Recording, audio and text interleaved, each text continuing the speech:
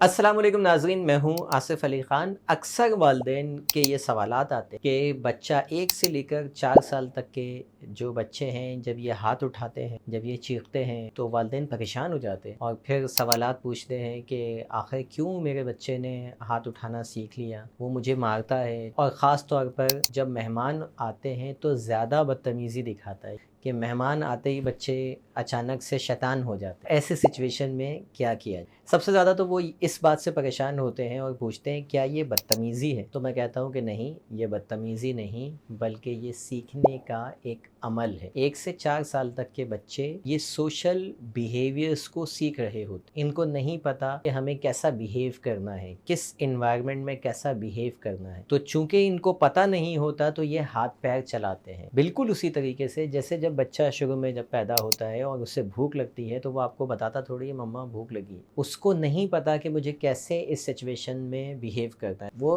रोता है, ठीक है, और आप समझ जाते हैं कि इसको भूख लगी है। बिल्कुल इसी तरीके से जब वो खुश होता है तो वो खुश होके हाथ पैर चला रहा होता है, जिसको आप बड़ा एंजॉय कर रहे होते हैं। उस वक्त तो कोई नहीं पूछता कि मेरा बच्चा खाली हंसना चाहिए, हाथ पैर क्यों चला रहा है। तो वो उसको पता नहीं है कि उसे उस खुशी का इजहार कैसे करना है। तो वो अपने हाथ पैर स्माइल हर तरह से वो अपने जज्बात का इजहार कर रहा होता है। तो जिस तरह वो लफ्ज़ों की जगह हाथ से एक्सप्रेस करता है, बिल्कुल इसी तरीके से जब मेहमान आते हैं तो बहुत सारे बच्चे ओवर एक्साइटेड हो जाते हैं। उन्हें नहीं पता होता है कि चूँकि वो रूटीन से हट के एक चीज़ हो रही होती है, उस ओवर एक्साइटमेंट में बाज़ बच्चे कंफर्टेबल हो जाते हैं, बहुत ज़्यादा एक्साइटेड हो जाते हैं, बाज़ बच्चे अनकंफर्टेबल हो जाते हैं और इरिटेट होने लग जाते हैं। उनको नहीं पसंद आ रहा होता वो माहौल। इस सिचुएशन में 3 काम हैं जो आपको नहीं करने और 3 काम हैं जो आपको करने हैं।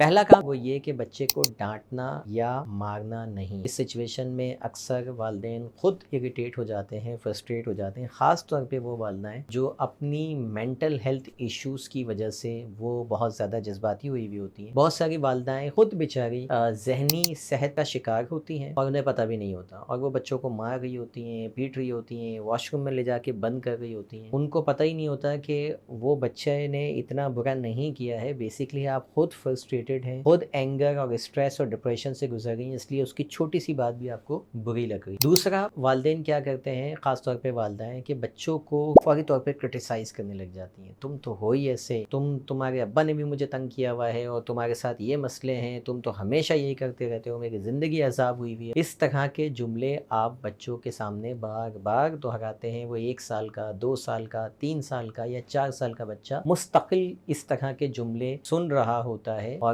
इसी सतह पे यानी इस एज में उसकी वैसे ही माइंड की प्रोग्रामिंग चल रही होती है और वो मान लेता है, एक वक्त आता है कि मैं भी ऐसा ही हूँ, मेरा ख़ानदान भी ऐसा है, मेरा बाप भी ऐसा है, हम तो माँ की नज़र में हम हैं ही सब बुरे। ठीक है, तो ये दोहराना आपने बंद करना है। याद रखिए, हर नेगेटिव वर्ड जो आप बच्चे को बोलते हैं या अपने आप को बोलते हैं या सोचते हैं, आपकी एक एक सेल रीप्रोग्रामिंग स्टेज में हो और आप अपने सेल्स को, अपनी बॉडी को उस अंदाज में रीप्रोग्राम कर रहे होते हैं। आपका कहा हुआ हर नेगेटिव वर्ड आप सबसे पहले आपके अपने ऊपर असर डाल रहा होता है। इसीलिए हमारे दीन ने कहा है बदगुमानी भी नहीं करो, यानी किसी के बारे में बुरा सोचो भी नहीं। क्यों? क्योंकि आज साइंस ये बता रही है कि उसको तो बाद में असर होगा, आप पे पहले असर होता है जब आप बुरा सोचते या बुरा बोलते हैं। तीसरी गलती जो नहीं करनी वो ये कि लोगों के दबाव में आके ऐसे टाइम पे, अब मेहमान आए हुए, बच्चे ने आपको थप्पड़ लगा दिया, आपने अपनी अना को तस्कीन देने के लिए, उनको खुश करने के लिए, सिचुएशन को हैंडल करने के लिए आपने भी 2 थप्पड़ लगा दिए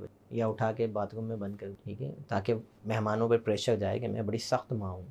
अब 3 काम हैं जो आपको करने हैं। पहला, नरमी से आपने उसका हाथ रोकना है और उसको समझाना है कि बेटा हाथ नहीं उठाते, आपको जो कहना है वो आप बताइए, मैं आपकी बात सुन रही हूँ। ये मैसेज आपने हर बार देना है जब वो हाथ उठाए। अच्छी अरसे में उसको समझ में आने लग जाएगी, 1 दिन में 2 दिन में नहीं होगा, it will take some time, उसको समझ में आने लग जाए। लेकिन ये बड़ा जेंटली और प्यार मोहब्बत से होगा ये काम, गुस्से में नहीं होगा। हाथ पकड़ के आप बोले नरमी से, खुद तो नरमी इख्तियार नहीं कर रहे, बच्चे को बोले नरमी से बात कर, प्यार से उसको बताना है कि बेटा हाथ नहीं उठाते, आपको जो बात करनी है वो आप बताइए, मैं सुन रही हूँ। दूसरा, उसको मुतबादिल बताएं कि बेटा अगर आपको कुछ चाहिए या आपको कुछ अच्छा नहीं लग रहा तो हमें आप बोल कर बताइए। ये उसको उसको आपने बार बार मैसेज देना है कि आपको कुछ अच्छा या कुछ पसंद नहीं आ रहा, आप बोल के बताइए। ये जब आप हर टाइम जब वो हाथ उठाएगा आप उसको इसी तरह से गाइड करते रहें, आहिस्ता आहिस्ता वो सीखने लग जाएगा। जब भी कभी वो मस्बत रवैया शो करने लगे, नरमी से फ़ौरी तौर पे बताने लगे, तो फ़ौरी उसको अप्रिशिएट कीजिए, उसकी तारीफ़ कीजिए।